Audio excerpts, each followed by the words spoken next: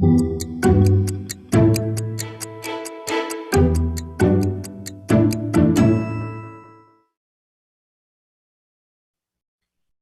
noite. Olá a todos. Good evening. Hi, everyone. First, I would like to thank you for being here. Thank you to those attending through YouTube and through our website. We're really happy to be here for the 11th Abavi conference.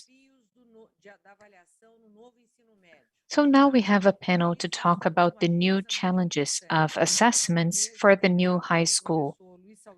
This will be a really interesting panel. We have Professor Luis Saldivia here with us. He has a PhD in mathematics through the Michigan University. He's a director of technology and innovation for the ETS group for technology, accessibility, and innovation at the Assessment and Learning Technology Research and Development Division. He developed assessments all over the world, including in Latin American countries like Chile, Colombia, Uruguay, and etc. Dr. Saldivia has a number of pieces of research about the National Assessment of Educational Progress, the placement test, and other tests for graduate training, and others. He is an expert who is acknowledged all over the world. We're very happy to have Professor Saldivia here. We also have Professor Francisco Soares here. Everyone knows him. He is a friend of ours. Professor Francisco Soares is an emeritus professor at the University of Minas Gerais. He has a PhD in statistics through the University of Wisconsin, and he has a PhD by the University of Michigan as well. He has been the president of Abavi. He has been a member of the National Education Board, but now he has the most important position in his life, according to himself, which is being a professor emeritus for the Michigan University. And we have Professor Ricardo with us as well, Professor Ricardo Henriquez. He has been supporting us not only regarding educational assessment in Brazil, but also as an economist. He has a lot of experience in the public sector in Brazil. He's been a secretary of the Ministry of Education. He has been the director of IPEA. He has been with the Brazilian Development Bank. He has a long journey in the public sector. And more recently, he started doing important work as a general superintendent for the Unibanco Institute. This institute focuses on high school education. He has been contributing with research and with support in studies that are extremely important to foster the development of high school training in Brazil. I would like to thank our three speakers for being here with us. We're really happy to have you all here. Now, before I hand it over to Professor Saldivia, let me tell you something. I will be talking about the challenges of high school in Brazil. The first challenge is that we have the Brazilian Common Core right now, and we have new curricula in 15 states in Brazil, but 7 states are about to approve this curricula. But the most challenging point when it comes to assessment in high school is the new architecture that we have for high school.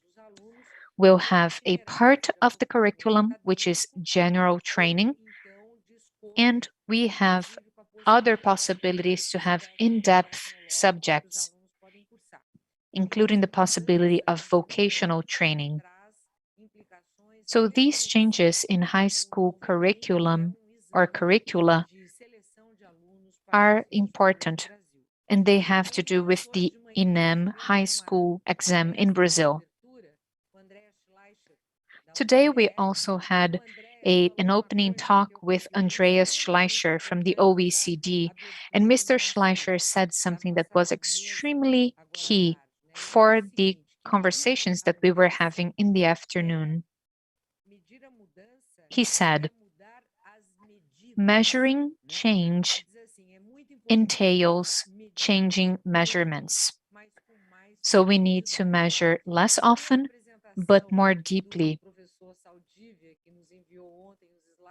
Now, yesterday, Professor Saldivia sent us his slide deck, and I took a peek, and I believe that he will be discussing this topic as well, how we can measure less often or measure less, but do it in depth. There's another point shared by Professor Schleicher this morning. He said that it's important for the assessment system to be not only reliable, but also relevant. Because in Brazil, we're used to having a number of assessments in quantity, but without going in depth in our assessments, without paying close attention to how relevant the subject under assessment is, and without analyzing the results of these assessments as a foundation for policies. So these were some messages shared by Professor Schleicher this morning. I know that Francisco and Ricardo hold these topics near to their hearts, and we are now going to hear Professor Saldivia. You may begin.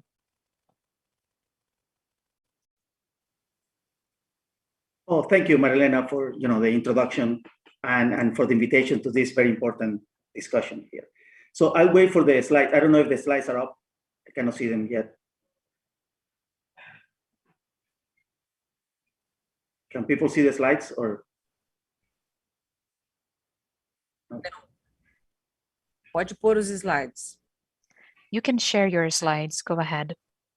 Oh. Larissa, I think we can share the professor's slides.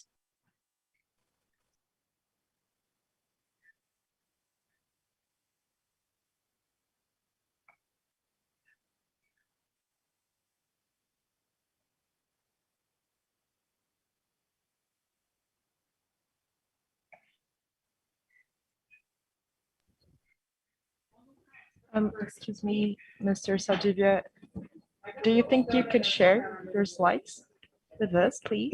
Let me see. Thank you. 1 second. Share screen. Please let me know if you can see it. You can see the screen though. I'm going to put in presentation mode. Yes, we can. Thank you very much. Okay, it's okay. Oh, can you see now? Can you still see it, the presentation? Oh, you see it in not in presentation mode. Hold on, give me 1 second. Yeah, let me see if I can do that.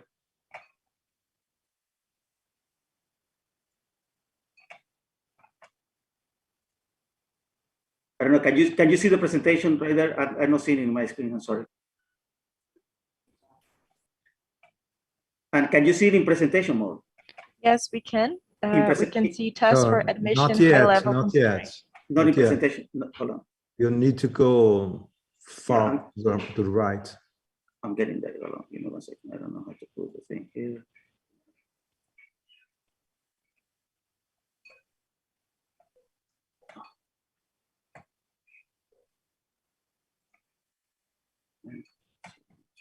Here. And I'm going to check this one. How about now? Oh, it's probably coming up. Okay. Oh, sorry about that. Okay. So can you guys see it? Okay. So again, I'm gonna spend part of my presentation talking about a little bit about admissions tests in the US, some discussions of the experiences that we have and how they can be related to the discussion that is happening in Brazil. Okay. So one of the things that I want to start describing here, and let me move to the next slide, is something that is at the core of the validity and all the things that we do.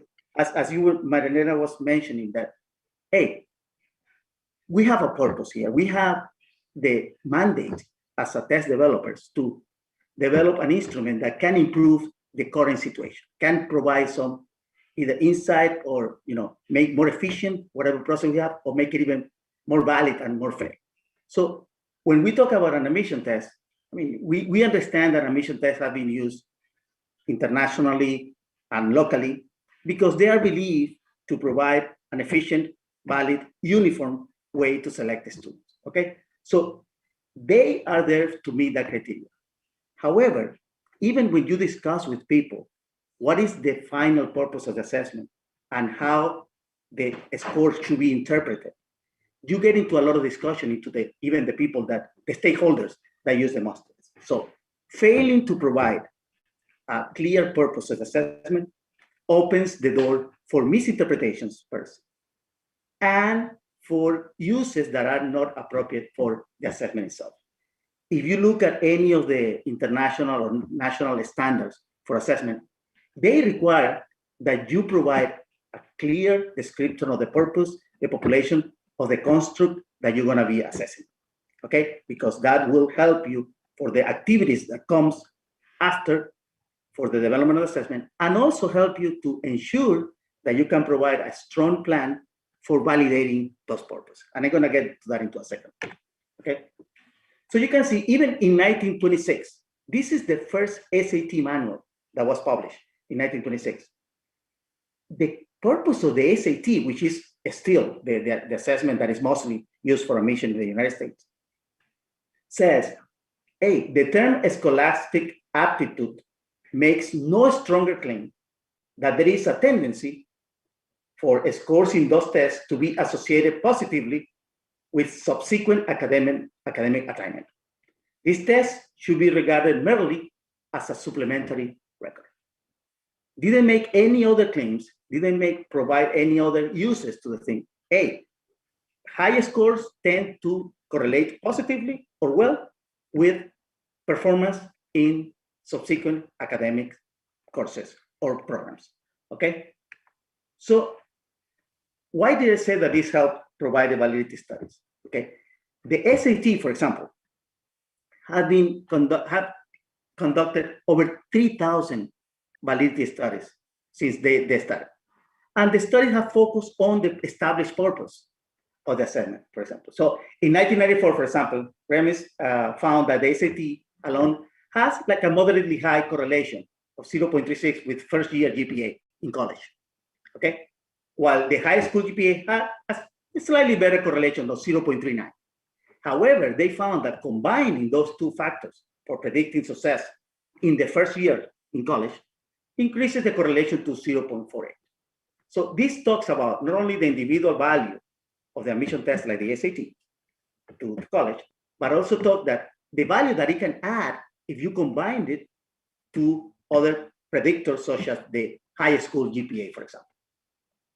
However, the studies have been conducted not only for the full population, but also for subpopulation of interest here. For example, for African Americans and Hispanic.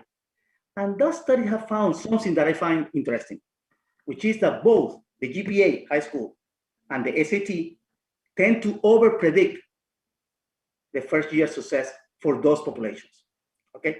But the SAT, when combined with GPA as a predictor, it seems to reduce the over-prediction a little. So a couple of hypotheses have been given to this fact, okay? One of them is like, this population tend to perform lower than the general population, and therefore the model for prediction might not be as accurate for that population as it is for the full population.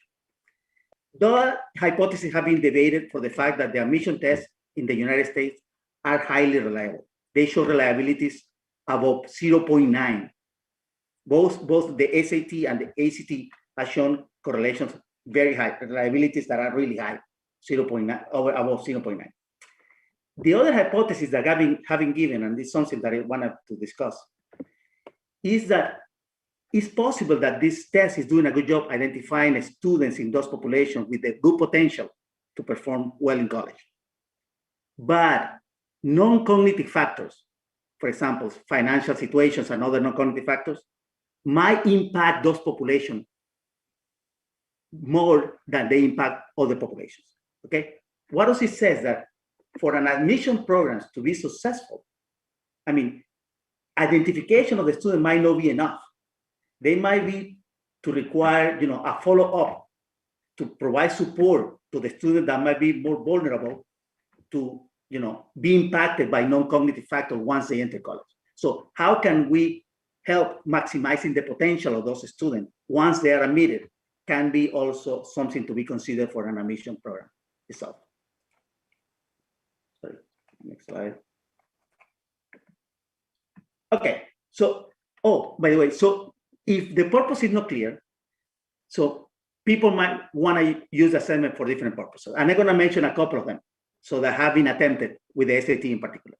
Okay, for example, to use admission test to evaluate the quality of education. So that has been attempted. And for example, by comparing the average SAT score across a state or district. So the idea is if this state has a higher average score in the SAT, that means that the quality of education in this state is better. Okay, so there are some major flaws with this use.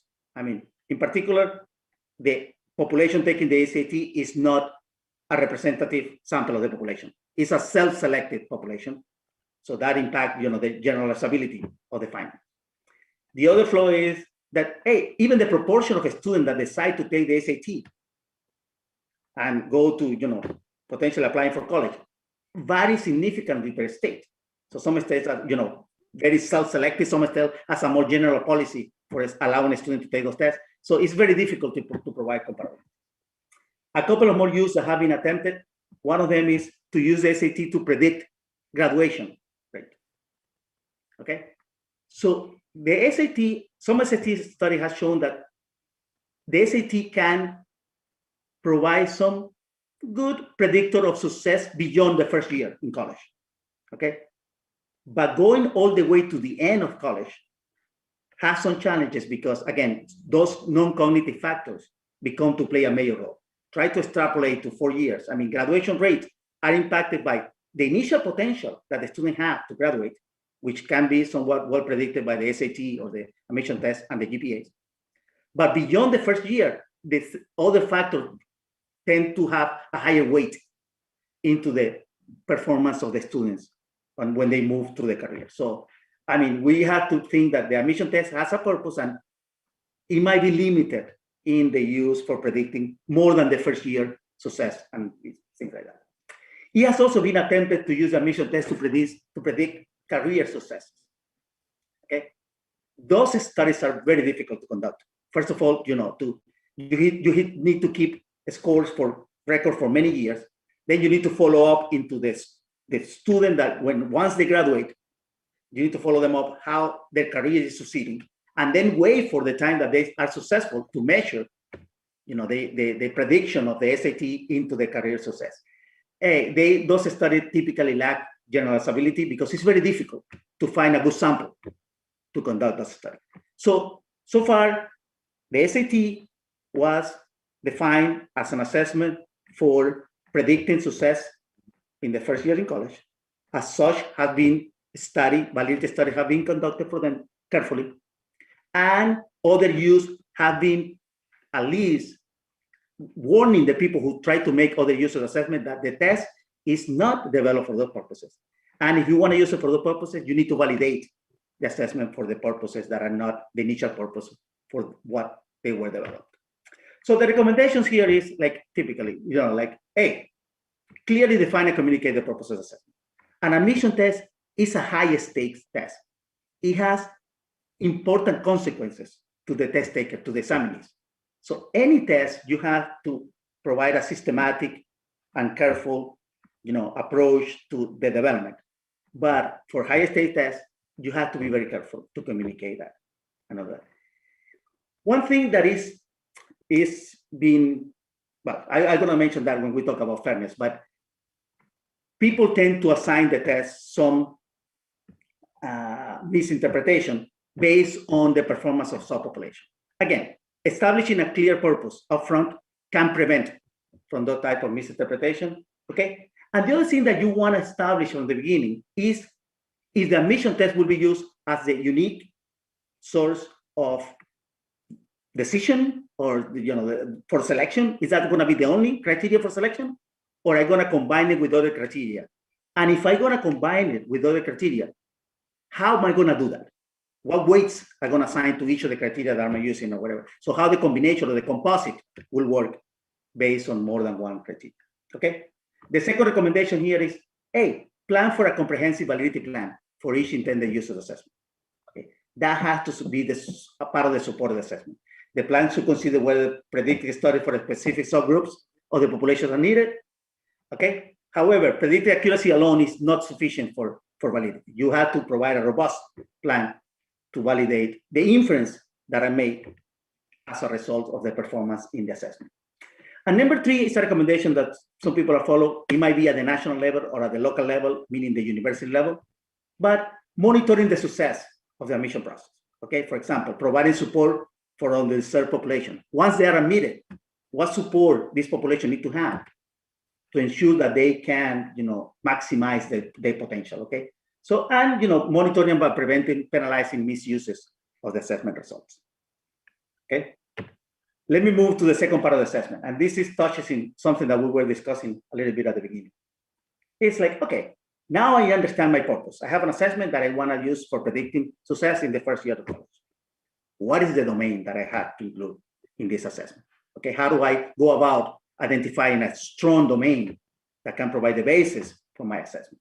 Okay, so again, because I said this assessment has potentially important consequences for the test taker, you need to provide a defensible, robust approach for identifying and defining the framework, the objectives and the content that will be part of the assessment, okay? There are several frameworks around. One that I mentioned here as an example is the evidence-centered design framework that really provides, what they call evidentiary support for the validity of the assessment. Okay, it's a framework that typically have 5-6 steps, depending on who defined it. But what it does is like they ask us to provide the reasoning behind every inference that we want to make in the assessment. So one of the first 3 steps that can support the definition of the domain using this framework is what they call the domain analysis, what requires to gather enough information about the domain of interest. Okay.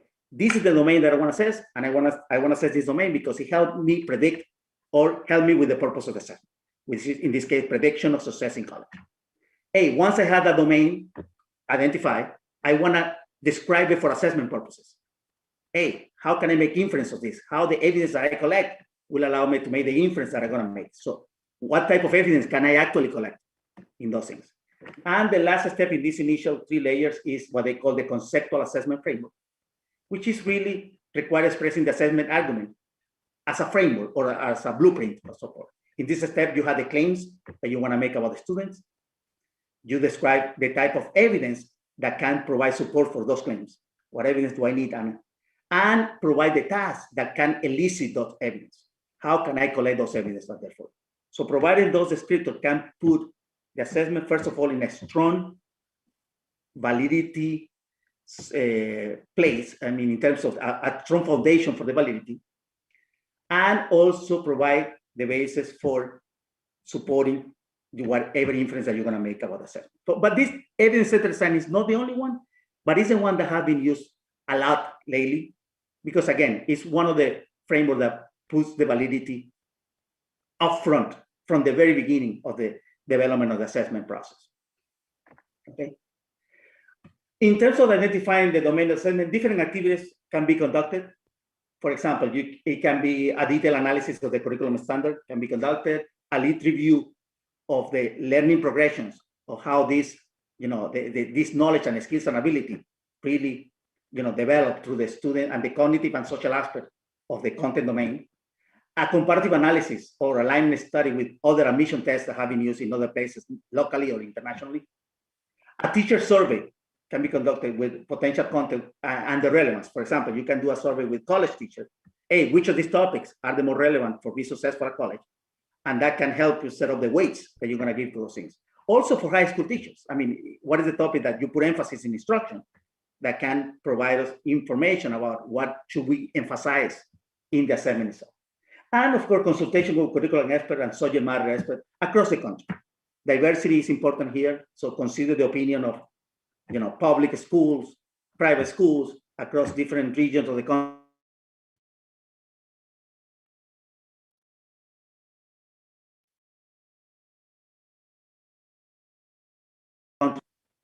One thing that I want to mention, I think that might be a little relevant to what the discussion in Brazil is. Hey, is this thing about the function of an admission test? Okay, I don't know that people are aware, but there are two main admission tests in the United States: the SAT and the ACT. Okay, even though they're both have been used about the same amount of people, accepted by most of the university boards, they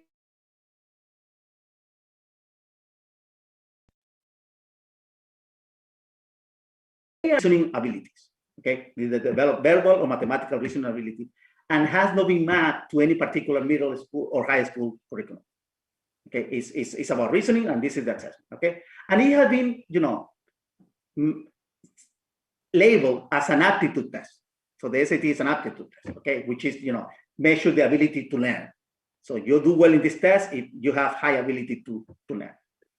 As opposed to that, on the other hand, the ACT is based on material that is taught in grades 7 to 12 in 4 content areas.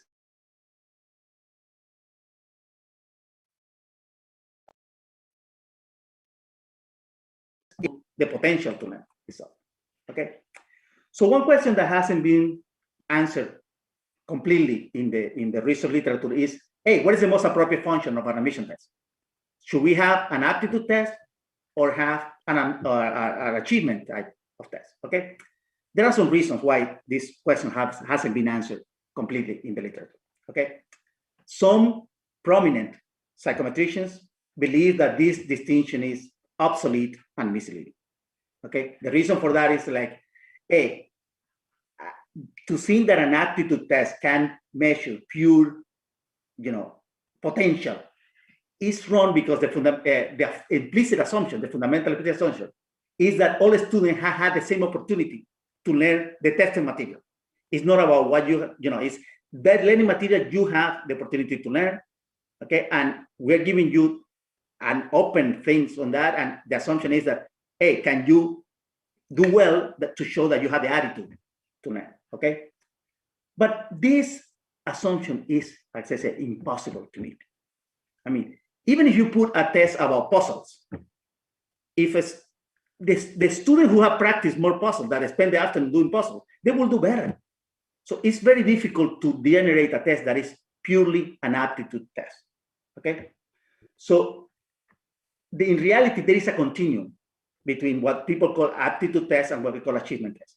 There are some tests in the United States, like the AP tests, which are based completely on a curriculum for one class. Okay, those tests are at the end of the achievement type of test. A test about puzzles or something like that, or feeling might be thought as achievement test. Is not completely end, but might be thought of aptitude test. And the SAT is somewhere in between. Okay. The other thing that why the function has not been specified is that there is a high correlation between aptitude test and achievement test. In particular, correlation studies have been made with the SAT and the ACT, and they have found correlation higher than 0.9 between those two assessments, okay? And the other thing is that both assessments have shown significant predicting power to first year GPA. So whatever you speak, I mean, I think they both show that what you have learned tells you what your potential to learn other things. So that's why those two tests seems to be successful. So the recommendation here is like, hey, you want to use a comprehensive method to defining the domain of the assessment. The domain should be that it help the program meet the purpose.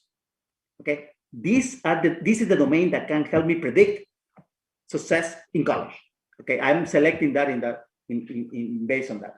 Okay, and with a well-defined domain, there is no need to agonize if A is going to be achievement or aptitude test, as long as the domain is well-defined and the domain can be shown to help you create an instrument that is valid for its purposes. I think you're going to be okay. Couple of more things. Fairness in admission tests, very important topic. So fairness is important because it's a matter of validity, okay? No matter, okay, one thing that has to be clear is any test, an admission test, will show difference.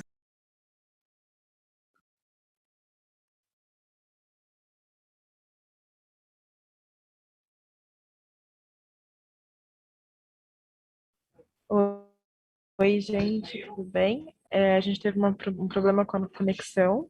Hi, everyone. We apologize, but I think we just lost Luis. I think we can proceed with the panel. Did we lose him? Yes, we lost him. Até ele voltar. I think he got disconnected.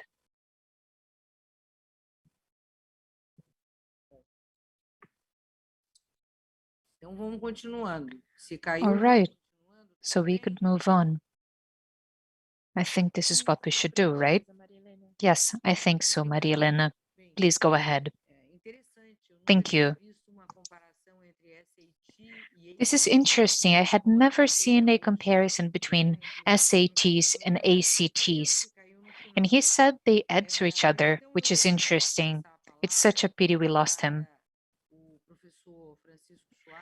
But I will now hand it over to Professor Francisco Soares, who is also going to deliver a talk. But Mr. Saldivia was almost done with his presentation. I think he had one last recommendation.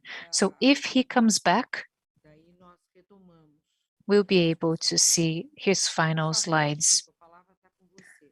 Please go ahead, Francisco. Thank you very much, Maria Helena. Let me start sharing my slide deck. Can you see my slides? Estão sim, tudo certo. Yes, we can see them. Thank you. Thank you. First, I would like to thank Professor Maria Helena for a number of reasons. The most recent one is putting together this event. She's the president of Abavi, and I'm really happy to be here with Mr. Ricardo Henriquez, who has a long history of helping us with high school and now with assessments. Now, Professor Saldivia visited us 3 years ago, and when he visited us, he talked about something that was well known in our literature, but not as well known in Brazil, which is evidence-centered design. And we should really be using this more often. Now, let me focus more specifically on our agenda for today. And I will be talking about the new high school. And the thing is, we have a reform for high school. We see people criticizing it. We see a bill before the House of Representatives asking for this decision to be revisited. But the reality is that we have a new high school system. This includes the Brazilian Common Core, etc., etc. And this reform in high school is our late response in Brazil to make our curriculum for high school more appropriate for the needs of the 21st century. Because we need to think about what schools need to offer to prepare people for this century. We had our first experience with the ENEM exam, and then some things lost their relevance. And I would like to clearly state that we need this reform.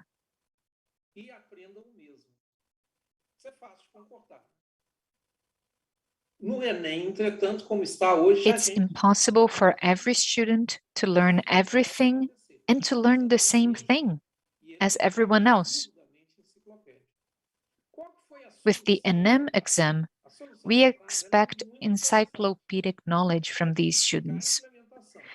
And we can criticize the deployment of this new approach, but its rationale stands.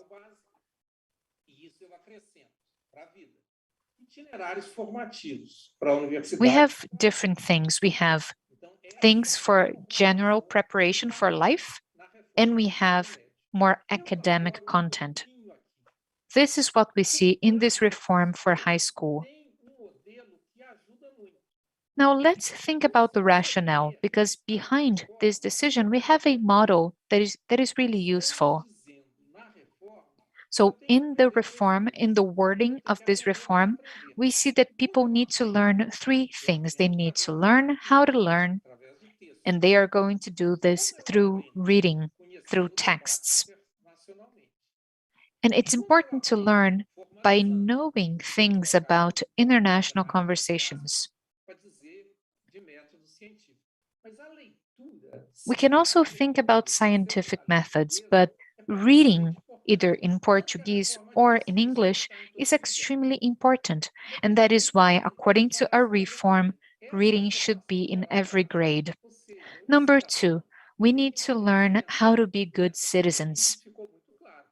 And this became really clear during the pandemic. We need to behave as citizens. We see denialism not only because of bad knowledge, but because of a lack of knowledge. Ideally speaking, we'd expect people to know how a virus is spread.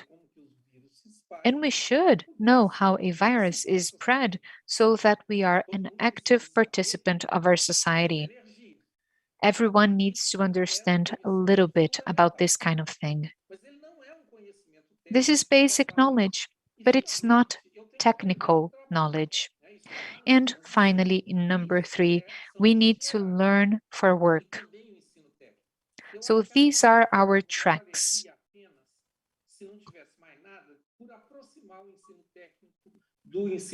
And even if there was nothing else in this reform, it would already be worth it by bringing high school closer to vocational training.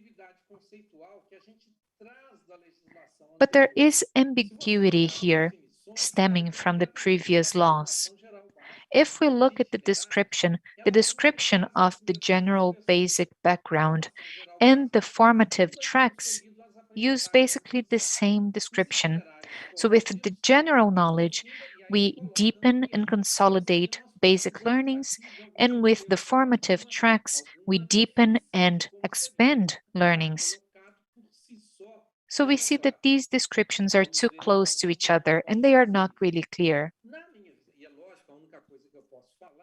And of course, I can only share my opinion with you. So this is my personal opinion.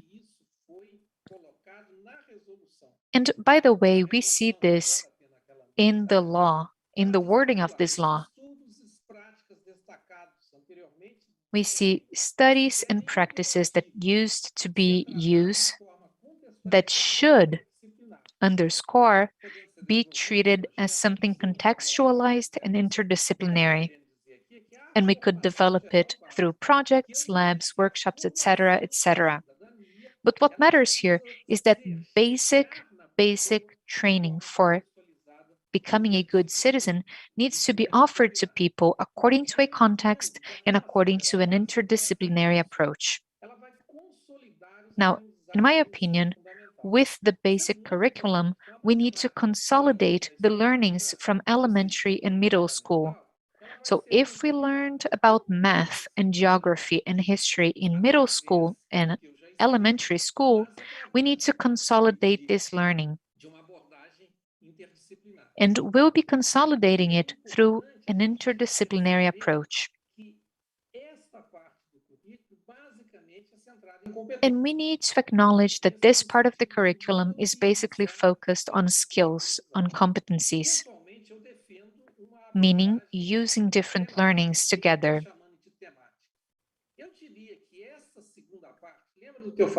And then we get into themes. Remember, I said we have to learn how to learn, we have to learn how to become good citizens, and we have to learn how to work. All right, so for these, we have different topics or different subjects. For example, for biology, you can study healthcare and food and evolution. For the arts, we have museums, we have Brazilian music. So these themes would be used to deepen our knowledge on these topics. And of course, we have the opportunity of expanding our knowledge. For instance, if we're having a discussion about energy, we may not need to expand the knowledge that we had in elementary school, but we can consolidate it. Now, to consolidate it, we may need different pedagogical approaches. For a given group, of course, we need to learn math and Portuguese and other subjects. And pedagogy is going to allow for us to build up our repertoire. Now, for the second pillar I mentioned before, we need information. And for the third pillar, we need explanations. Now, mind you, information is what allows for us to be functioning in society, because we need enough information to understand that vaccines are going to protect us, even though I don't know how vaccines truly work.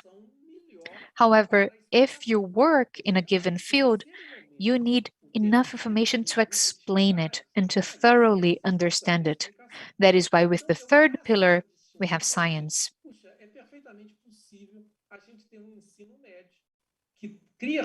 Now, I draw this difference to show you that we could have a high school that builds up repertoire, that prepares people to be good citizens, and that provides them with explanations for the things that matter.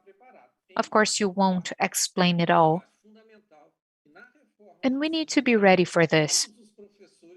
For this high school reform, I do believe teachers should be in school every day during high school classes. And I am an advocate for full-time schooling, first for students, then for teachers, or first for teachers and then for students, actually. We need to make sure that teachers are always available at the school so that throughout the day they can work with both the general group and the specific group. Now, let me talk about the impact on assessment. And Gabriela, please let me know if I'm running over. Ela vai entrar e falar. Obrigado, Larissa. I apologize, sir. Larissa will let you know. Great. Thank you, Larissa. Now, let me circle back to something Professor Saldivia said really well. He was talking about learnings and that we can't start an assessment without clearly knowing our learnings. And I think learnings should be routine in our schools. Working on tasks that consolidate our learnings should be a daily practice. When you do something, you learn it. And of course, we'll have this in assessments as well, but we'll have it in classes, we'll have it in teachings, in our teaching.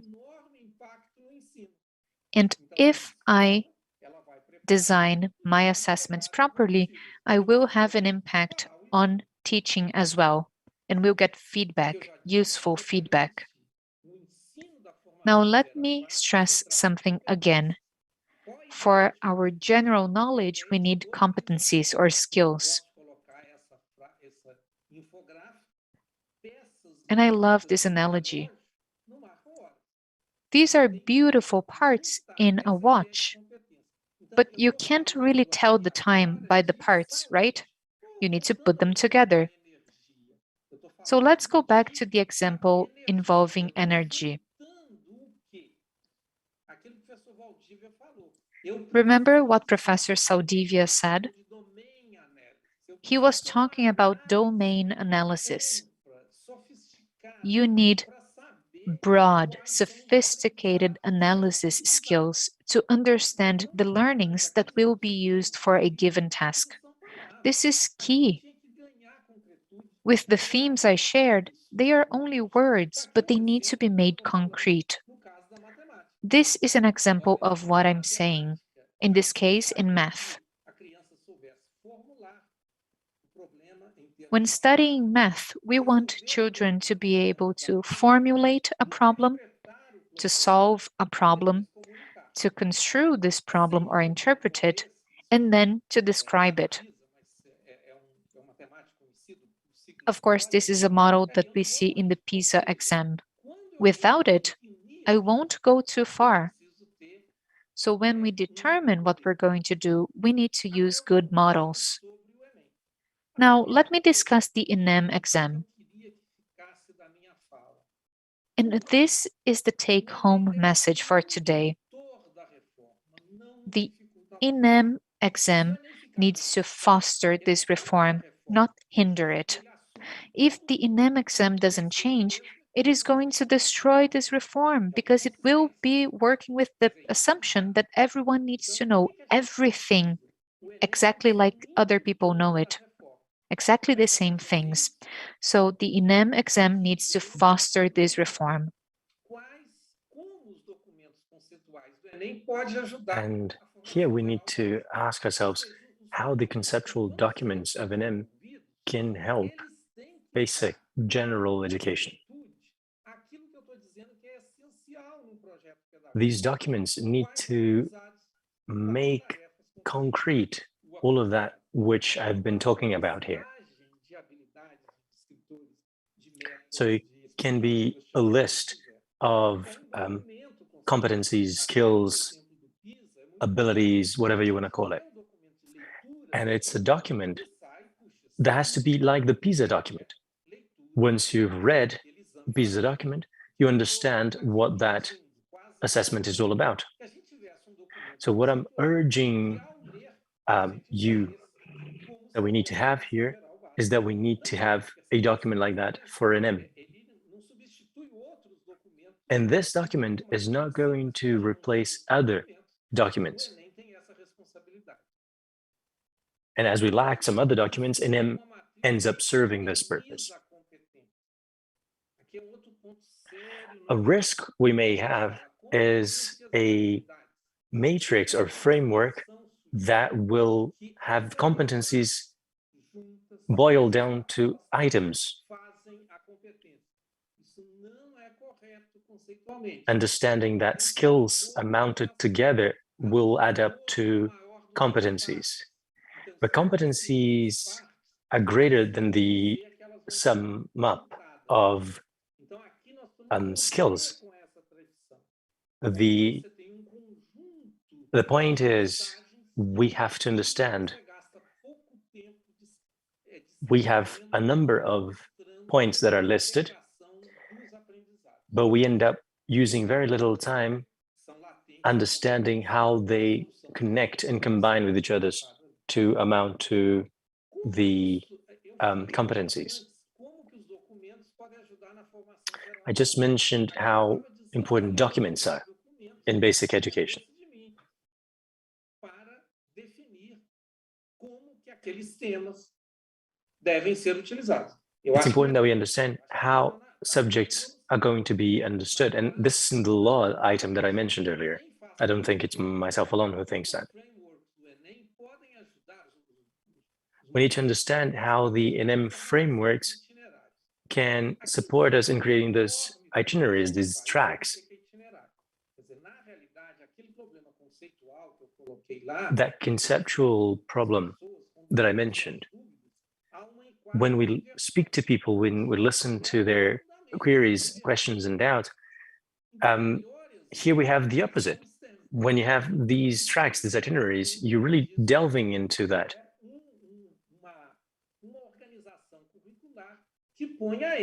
And we need to have something like STEM, something focusing on technology, engineering, and mathematics, science, technology, engineering, mathematics. We needed to have similar organizations for biological studies as well as humanities and arts. So if you want an itinerary, a track in humanities, we can use a reference such as STEM to build it.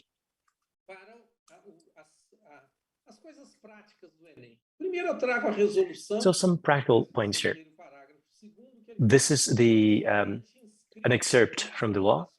I'd like you to look at the second paragraph. So a student enrolled for the high school exam in M will choose the test for the second stage according to the course they are intending to take as a graduate course. And how is the student going to make that choice? The student will look at the graduate course, the undergraduate course they intend to sit. So you would have a limited group of options here. Professor Eduardo put together a proposition here, and he made a point that I really agree with. There are a few points I'd like to make as well. And these are ideas I'd like to see discussed.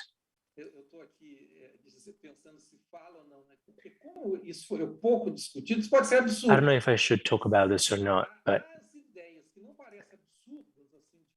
there are ideas that may not look absurd at first, but they are a mere repetition of what we've been doing. I think that writing and English are very important.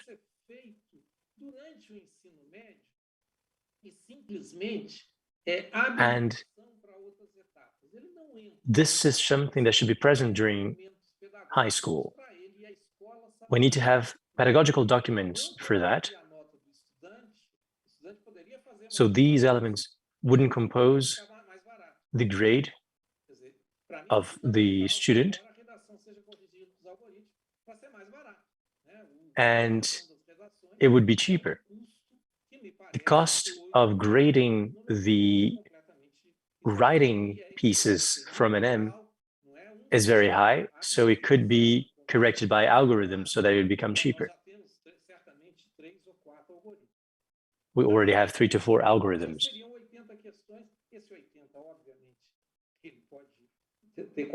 We would have 80 questions. It could be any other number on the first day. This could be a test that takes place in the middle of the year with a result that will be permanently valid.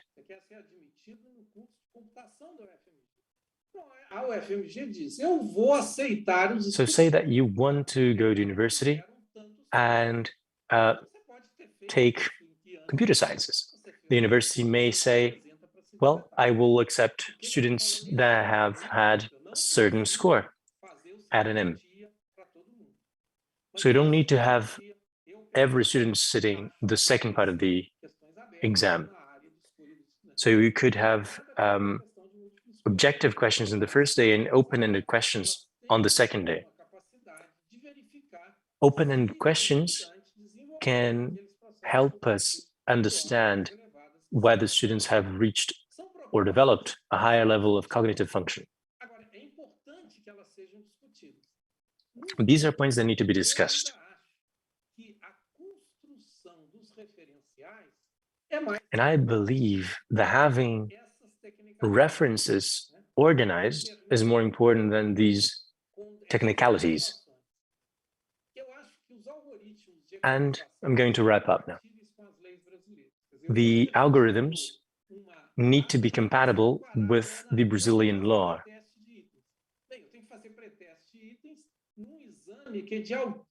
And I mean the equating algorithms here. De fraude nos esforços de qualificação dos. There have been cases of fraud. And I think this is a point that needs to be discussed. And universities need to have, or should have, more freedom to organize the weight of the grades. O que o SISU faz hoje, né? Todo mundo we sabe could do it que in a way that it really meets the needs of the universities. We know that that happens already in other contexts where same tests will have different weights in different universities. And I would love NIM to become less of a spectacle. It should be something for teaching, for learning, for pedagogical purposes, and not a spectacle for someone to wallow in. Thank you. Muito obrigada, Chico. Thank you very much, Chico. Pontos para o debate, muita polêmica. All of these points are excellent and very controversial. Retornar para o professor I'm going to turn the floor back Saldivia. to Professor Saldiva now. Professor Saldivia retornou. Eu pergunto se ele quer Professor Saldivia, would you like to wrap up or before we hear what Professor Ricardo Henrique says to do? Because I believe you were basically on the last slide of your presentation, right, Professor? Yeah, very quickly. Thank you, Marlena. I'm sorry that I got disconnected, but I won't show the slide anymore. I just want to conclude that I was talking about the fairness of the assessment, and that's something that has to be seriously considered, okay? We want to give all students with the potential to be successful in college a good opportunity to showcase that. So we don't want to introduce, again, barriers that are opposite to the purpose of the assessment. And doing that requires a careful analysis, again, of the domain of what we include in the assessment and how things are included, okay? In particular, I mean, as I said, you can run fairness reviews upfront, you can do deep analysis after the items are administered for the different relevant populations and stuff like that, and provide policies to establish a way to, are we providing a fair opportunity to the student to show the potential to be successful in college for an admission test, okay? And the other thing is to really, again, as I said from the beginning, validate the purpose for all populations, okay? Is the exam fairly evaluating the potential of the student to be successful in college? And if I care about different subpopulations, for example, the population that take one path versus the population that take a second path, you might want to do analysis, separate analysis of the validity of the assessment for these two populations and take that into account, okay? Again, introducing differences that are not relevant to the purpose by the assessment is not a way to have a valid assessment. On the opposite, preventing from those is what should happen. If those differences, okay, the assessment cannot do anything more than show real differences, as I said from. But we don't want to, again, to provide barriers to people in different populations. There is one slide quickly on the psychometric aspect, and you have to, I just want to mention them briefly, like you have to be careful about equating, how are you going to equate different form of the test or different parts of the test itself? How are you going to provide calibration, if you're going to do it pre-operational administration, during the operational administration, or after the operational administration? And the last one that I had the equating, and let me see, 1 second here. No, and another thing is like how to provide an assessment that is of high reliability for an admission test.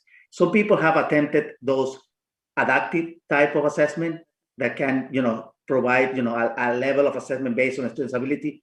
They have shown to work in some cases. They come with a lot of, complexities involved, like the size of the pool, the administration mode, and all of that.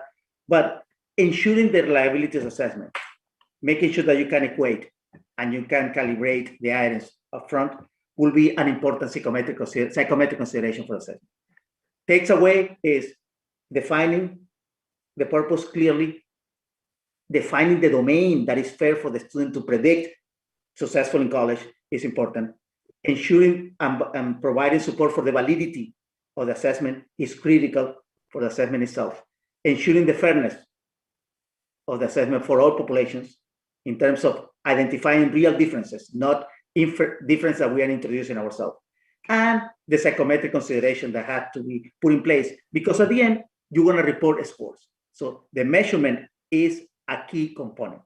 We have to worry a lot into the content because there is no psychometric model that can say an assessment that is bad in terms of the content that is assessed. That's the key for any assessment, okay? But at the end, we need to report scores. So the psychometric has to be an important component, an important consideration, even when we think about the domain and the fairness of the assessment. That's it, Marilena. Thank you.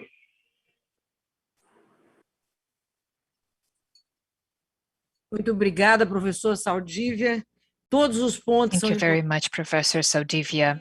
E, ao mesmo tempo, All of isso these traz points are uma really, really important. preocupação em relação ao futuro, porque nós And ainda they não are a temos point of concern as well regarding the future, não temos because we haven't made much progress and we don't have a lot of documents allowing us to think about the future of the NM exam in a more clear way. We are still in the realm of conversations. I will now hand it over to Mr. Ricardo Henriquez. Thank you, Maria Helena. First, let me thank you for having me. I'm so happy to be here with Mr. Soares, Mr. Saldivia, and you, Maria Helena. This is really interesting, and we are having a key conversation to understand metrics and to understand their function for the quality of education. I will change my opening remarks because of the final comments made by Francisco.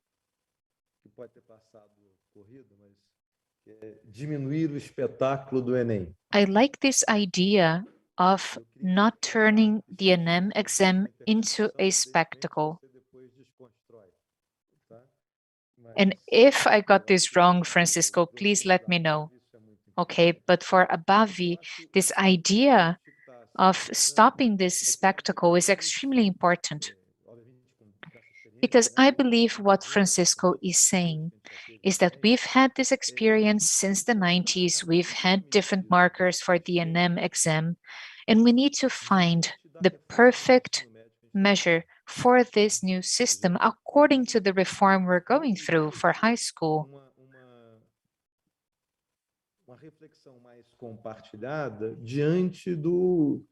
This leads to a shared reflection regarding our goals. And this is not precisely what Francisco said, but I think what we want with this reform is to update our curriculum for the challenges of the 21st century and the fourth industrial revolution, and according to how it structures knowledge. These assessments are applied to individuals, not to schools and districts. And that is why, as much as possible, we need to draw from the strengths of our intention with this reform. And I know that deploying this reform will be a major challenge. We all know that. This is not our agenda for today, but we know that coming up with a structure with general knowledge and then different tracks according to what Francisco was saying, so that we can go deeper into different proposals or different ideas is going to be challenging. And we want to create tracks and work with goals that go beyond just the workforce.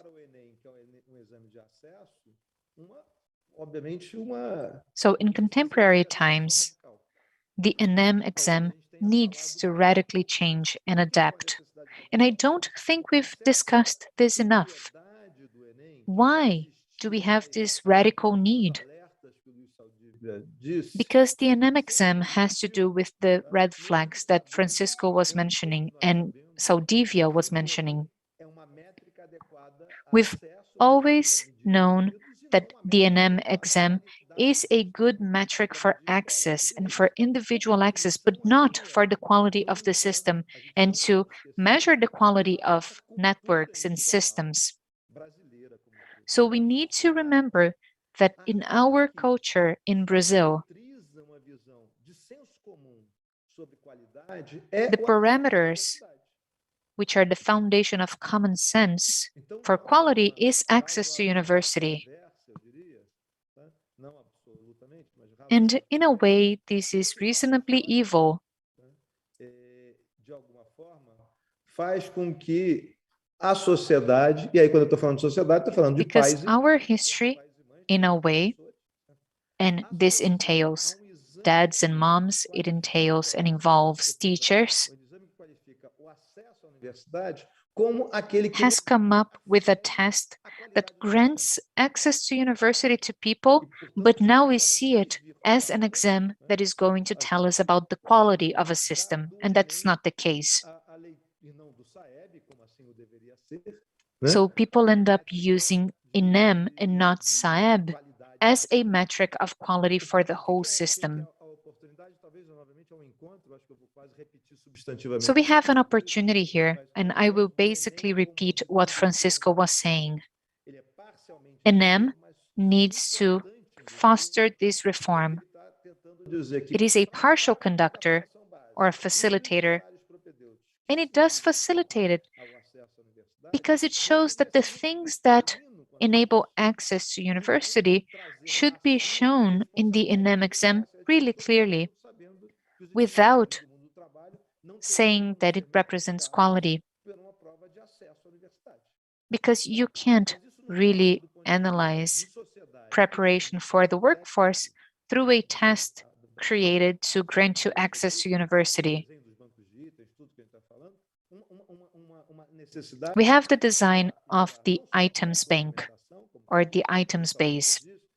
And as Saldivia was saying, not only do we need documents, but we need consensus. We need society, we need our population to be on the same page regarding this. Everyone needs to be aware of how this works. And by the way, Maria Elena, as a side note, the implementation or the deployment of high school programs is already challenging enough. So it is very likely that we'll have some blurred lines when implementing this reform. Think about it, we have a number of cities with only one high school. That's over 50% of cities in the state of São Paulo, but almost 75% of cities in Rio Grande do Norte, in Paraíba. 75% of these cities only have one high school. As Francisco was saying, we need good teachers, dedicated teachers, who work both on specific tracks and general knowledge. And this is a big bottleneck, because how can I have these good teachers who are experts on topics in schools where in that city we only have one high school? Fundamento dessa contemporaneidade do novo ensino médio e a pertinência. We need to think about contemporary needs for high school. And we need to think about how the INEM exam is an access test. So when we think about this system of assessment for education as a whole, and even though we are taking into account what Schleicher said, INEM and SAEB need to be coordinated, but with specific goals according to what we need for the whole system. So think about INEM as an assessment for individuals. And how can it foster our reform for our curriculum? Because we have the basic knowledge, the general knowledge, and we have the specific tracks. And the INEM exam could be good to assess that, but it can't be an obstacle that freezes us in time with a requirement of every student knowing exactly the same thing. So we need to leave the past in the rearview mirror. We need to create the flexibility that we need to have and that we have been advocating for according to this high school reform. converge para lado, eu acho que uma coisa So que me it seems to me that this reaches a consensus, or this brings us to a consensus that we should be discussing in case it's not a consensus. In the first part of high school, I do think we need to work with basic knowledge. As Francisco was saying, I don't know if we'll have 80 questions or 4 different fields. I'm not sure. But of course, we should have an essay, and we should be able to work with this agenda. And we need good design. I'm sure at the Brazilian Association for Educational Assessment, you've probably been working on the assessment matrix, because this needs to be well outlined. But as Francisco was saying, I think that this study is going to bring us an important signal for the second step of this. We need to structure things according to different tracks, different careers, different fields, so that we have this connection between the curriculum and potential trainings in college. And this should be based on the 4 tracks as introductory courses. And we are talking about INEM as a test to have access to university, an admissions test.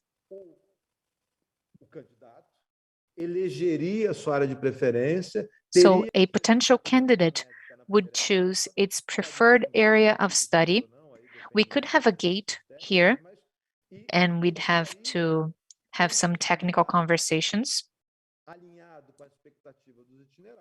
But this potential candidate, according to these tracks, would have in-depth studies for these tracks, and maybe in the second day of this exam, this person would be tested for these specific tracks and themes.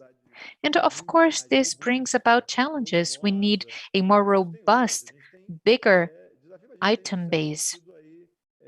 There is a challenge ahead of us for sure, and there are time constraints.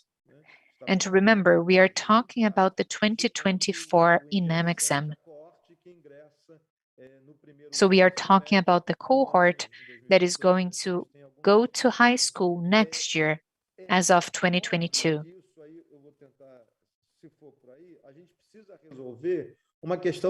Now, if this is the path we choose, we need to tackle a challenge that is not mentioned very often, but I've seen Maria Elena talking about it: governance.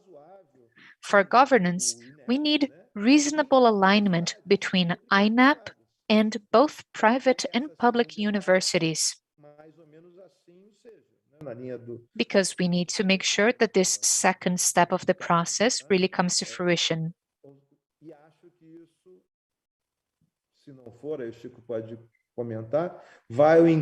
And Francisco, please correct me if I'm wrong, but I think this is aligned to the flexibility of different weights we have for each result. Luis Saldivia was talking about fairness in the process. According to the concept of fairness, students will be measured according to the general knowledge test, but for the other one, they will have a certain performance, but will have different weights for each university according to what given universities think is more important. So with proper governance, if I want to enroll at a certain course in a given universities, I will know the weights that will be attributed to each test. But without proper governance, things won't really make sense. The second thing we need to adapt is this.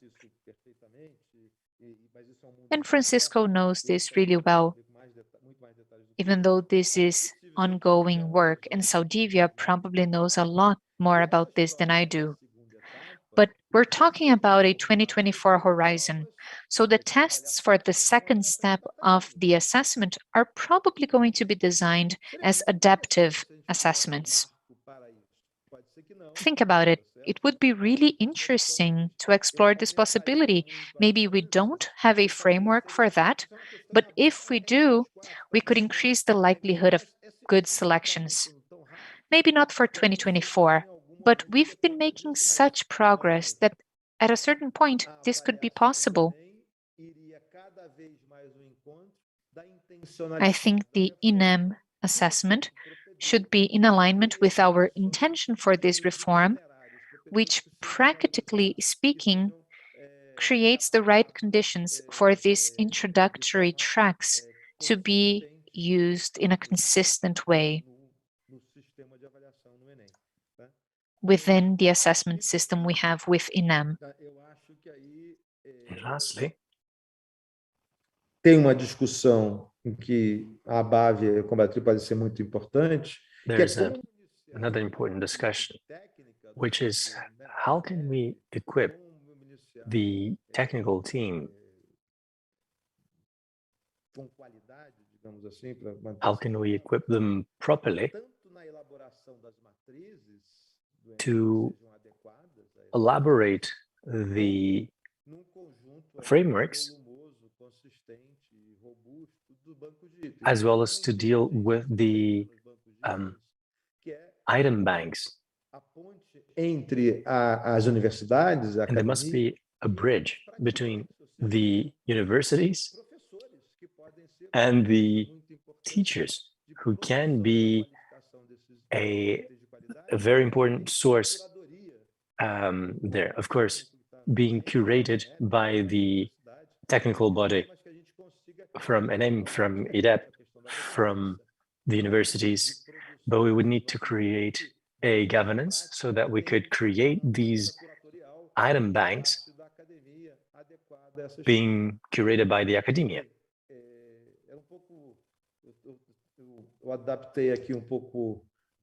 I know that was a bit repetitive, but my points were close to what Chico had said. So, and I understand that's why you put together the panel like this, right? So you have this understanding of what purpose does NM serve, and what purpose does NM serve in this context of the high school reform. It is a good individual assessment,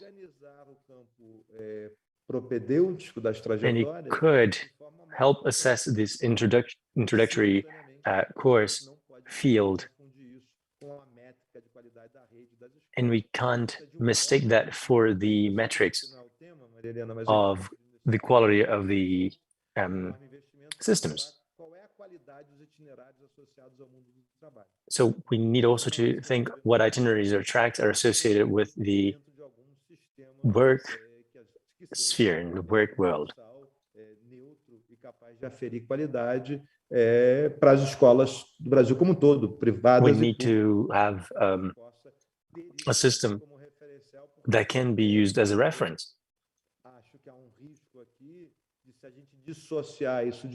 If we detach these things too much, the intention to give social mobility from the impact of these tracks and itineraries for 70 to 80% of students could be hostage of an NM that would be setting standards that wouldn't make sense. So we have to keep that from happening. And we need more coordination between the parties than we have had so far for that to happen. Thank you very much.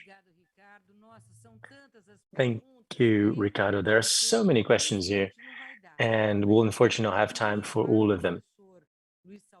But I have a question for Professor Saldivia here, from Reynaldo Fernandes, who used to be the president of INEP.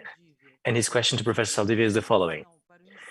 The selection tests for higher education help universities to select students, and they also show high schools what the high schools need to focus on A point that is often criticized is exactly that, that these tests sometimes didn't give clear signs to the high schools. How do you see that? That's the first part of the question. And there's a second question that is actually going to go to Chico, which is, how do you see the implementation of the new high school in 2022 in the setting of the pandemic? And the other question is, what about teachers of non-mandatory subjects when students can pick and choose what they want to study? So let's first of all hear what Professor Saldivia has to say, and then I'll talk a little bit about governance. I have taken down a number of points, but the most important one to me is, first of all, to have a clear purpose, to validate this purpose, to have a fair test.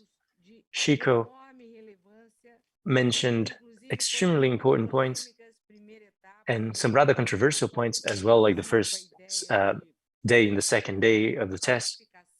Also, how you would classify students for the second stage. And Ricardo mentioned how we could organize with SAEB, which is the basic education assessment system. But it is quite universal. It will look at all of the schools and all of the students. But I asked these questions. First, the question to Professor Saldivia, and then we'll give the floor to Chico Francisco. Now, Professor Saldivia, please. Yes, well, thank you for the question. Well, yeah, that's interesting, and it's similar to what Professor Suarez was saying about allowing universities to have their own criteria for selection. So what happened is admission tests here, like the SAT or the ACT, is just one aspect of the whole, let's say, portfolio of things that students are required when they enter college. Okay, actually, if you see the trend in the United States, there is, I don't know if people are aware of the AP, advanced placement tests that are being implemented a lot in the United States, courses that are supposed to be at the college level that are taught at high school. So the strength of the curriculum that a student take, the number of classes that they take, and the number of high-level, say, classes that they take, it has a weight into the decision. So it's not only the SAT, like, okay, it can be a measure of, potential aptitude to learn, or how much have you learned, or reasoning and skills, but it's complemented with other type of evaluation of the students themselves. So the fact that people think that, oh, if you only require these topics in your assessment, that's the only thing that the school will focus because you're teaching to the test, it has been, denied in several ways. One of them is like many high school require exit exams, and the exit exam cover a lot of the topics that go beyond the topics of the SAT. Secondly, the rigor of the classes that the student take is taken majorly into account as well. Number three, what if you had a test that is worth teaching for? Aspects of the test are so critical in the learning that, hey, if you're teaching to do well in the test, you're really teaching things that are important for learning, important for instruction and so on. So again, the fact that the admission test might not cover here all the topics doesn't imply that all the topics are not important, and doesn't imply that those topics are not being considered for admission. In particular here, with, as Professor Suarez says, university has their own saying on the weights they assign to all of the criteria for admissions of students. I don't know if I answered completely the question, but I think that's, yeah, thank you. Obrigada, professor. Thank you, Professor. You did, very satisfactorily. Professor Suarez, please. I would like to first of all talk about the mandatory and non-mandatory subjects. The reform did not take subjects away, but now in basic education, we're going to have interdisciplinarity. Say that in the first, for the first class, you had a teacher teaching physics to all of the students with the right teaching approach. In the second class, they can be teaching other exact science like mathematics, for example. The reform wants to bring teachers into the school and keep them there. Of course, this reform was really controversial.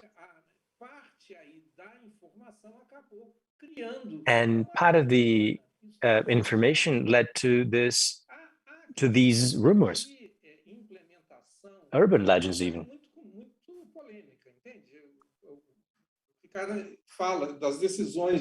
Ricardo mentioned decisions for year 2024, right? And we know that 2022 is going to be a difficult year, but I would rather have things start.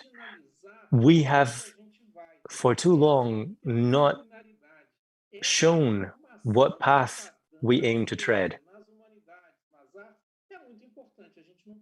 And we need to know what we're going to be doing in exact sciences and humanities and arts. Now, I understand that the second part or the second day of the test would be selection, although the first would be selection too. I'm not convinced that all courses, all universities need both stages of the test.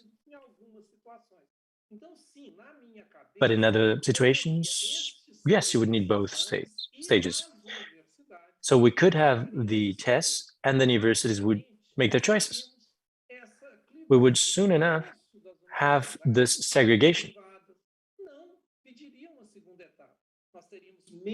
Many universities wouldn't want or wouldn't need students to do the second stage.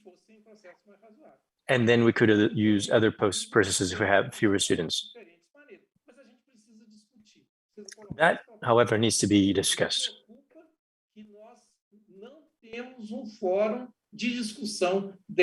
What concerns me is that we have no forum for all these points to be discussed. And Professor Saldivia said some things that I would like to underscore.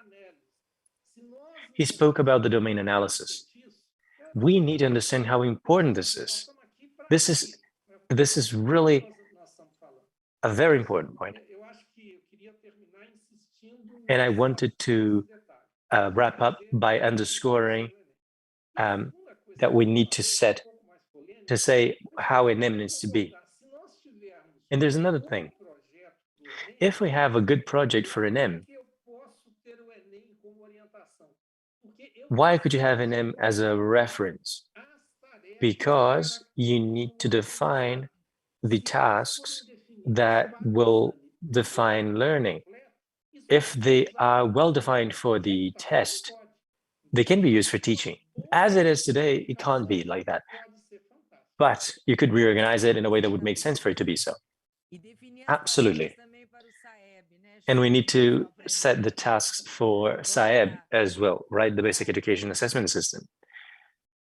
Ricardo?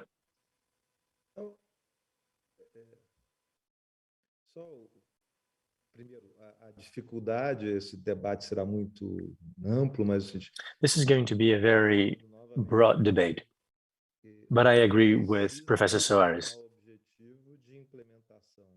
We need to give an objective sign of the rollout of the new high school. So we need to start 2022 however we can. We know that the first year high school is already well adjusted. We need maybe adaptations and adjustments for the second and third years, but we lack stability right now.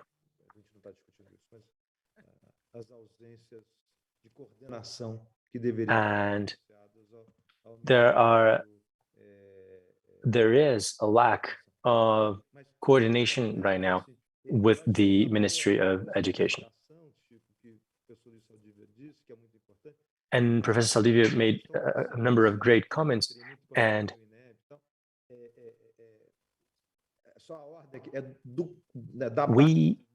when we look at the Common Core and the assessment, we need to see what the journey is between the one to the other. We need to look at the expectation of the Common Core so that we could design the system based on that. We're not going to have an M being an equivalent of PISA too soon, but we can step by step improve the Common Core and the curriculum so that NM will be better and better. There is one comment here that may be a bit old-fashioned, but is really implicit in what we're saying. But we really want to shift that paradigm, right? That you have a tail wagging the dog and not the dog wagging the tail, right? We need to know who does what, where, and how.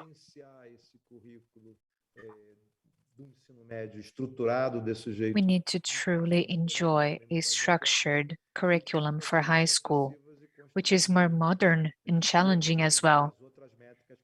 And by association, we need to build upon INEM and other metrics that we'll need accordingly. Oh, this is so unfortunate, but we do have to wrap up. I have so many things to discuss with you, but unfortunately, our time is over. Now, as final remarks, I would like to say that we've heard about extremely relevant things here. I think we've made it crystal clear that we have to design a plan for the short, medium, and long term. We need to roll out the new high school system, and we also need to revisit how INEM works. This plan is under discussion by the working group and by the Brazilian Board of Education. We see recent studies that are helping us reflect upon this. I would love to be able to rely on Professor Saldivia to foster these rich conversations about the future of assessments in Brazil, more specifically the INEM exam. I believe that the new high school or the high school reform should start next year. It will likely start next year because it's been long due. We see that our states are making an effort for that. INEM in the past few years became a spectacle in Brazil because high school students got trained from the first day of high school to take this exam by the end of their training. So actually, high school became prep work for INEM. And right now, we've come to the conclusion that we need to consolidate the knowledge that students need for their high school. And we also need better interdisciplinary training, knowledge that is interwoven between different fields. And we also believe it is important to have more in-depth information in different tracks or the option of leaning towards more vocational training. All of this needs to be taken into account for the future of assessments. And Professor Saldivia, this is a really hot topic in Brazil right now. Tomorrow, we'll have another conversation with Professor Francisco regarding this. So this is trendy, but I do think we still need a firmer commitment. For example, we have INAP. INAP is the entity that is responsible for evaluation or assessment frameworks as the Brazilian Institute of Educational Studies and Research. And I believe INAP should hear experts. It should take into account the documents that all of you mentioned. They are key so that based on this body of knowledge, we're able to develop a new assessment system. We need to understand our purpose, how to validate these documents, the frameworks to be used, how to develop these items, and the governance that we need. Because in the US, the SATs can rely on the College Board, and the College Board has their role to play in developing the SATs. With the American NAEP, we have the steering committees as well, and they are connected to assessment boards. But that doesn't apply to Brazil. We see changes whenever we change administrations in Brazil, and we have no governance to ensure not only that we have continuity, but also safety and security for these families, these students, these universities, and these schools. And we need this kind of thing to look forward. Brazil is at an intersection. The pandemic was really heavy on us, and we are at a turning point. I am also the president of the Brazilian Board of Education, Mr. Saldivia. So I wear these two hats.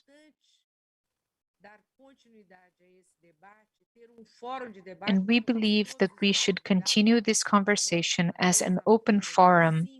Everyone is invited to be a part of this conversation next Tuesday, on the 5th of October. We'll have this conversation between the Brazilian Board of Education and Brazilian universities. Chico and Ricardo have been invited, and Professor Saldivia is certainly invited if he wants to attend.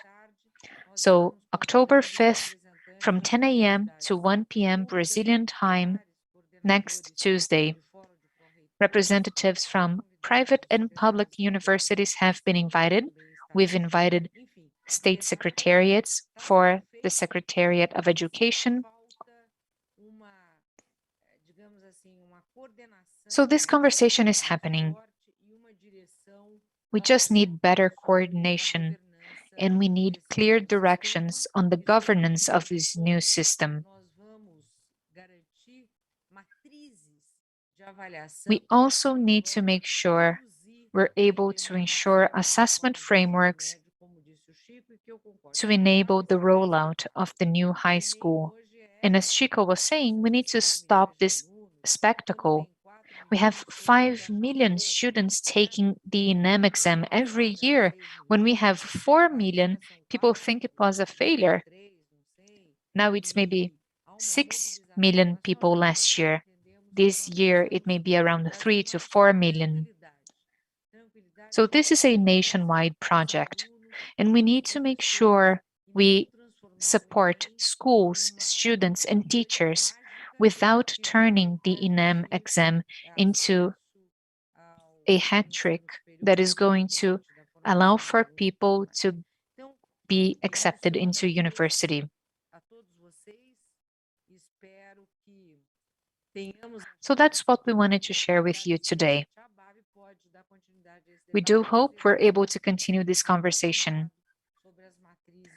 Abavi is really interested in an in-depth conversation about the framework used for SAEB and for the ENEM exam. Thank you, Professor Saldivia. Thank you, Chico Soares, and thank you, Mr. Ricardo Henriquez. We are facing a major challenge for Brazilian education. We are getting started with the rollout of a new Brazilian Common Core, new curricula, and new assessments after a really traumatizing pandemic.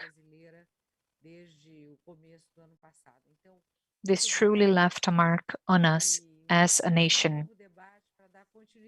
So thank you for being here, and let's continue this conversation. Thank you.